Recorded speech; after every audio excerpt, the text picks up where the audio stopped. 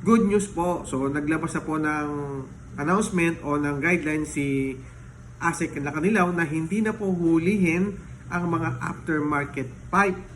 Basta po ito ay binili nyo doon sa mga dealer at mga distributor na authorized po sila. O ibig sabihin po nito, yung mga muffler na yan o yung mga aftermarket pipe na yan ay pumasa po sa DTI. Kaya no need na po tayong magdala ng certificate kapag po gagamit tayo ng aftermarket pipe.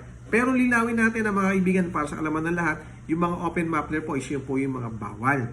Okay? So, good news to para sa atin at syempre maraming salamat kay ASEC Lacanilaw sa pag-uusap din nila ni Senator JB Ejercito. So maraming salamat sa inyo. And ulit ko, hindi na po hulihin ang mga aftermarket pipe at hindi na po kailangan ng certificate basta po ito ay nabili ninyo sa mga authorized dealer na approved ni DTI. Okay? Yun lang. Salamat.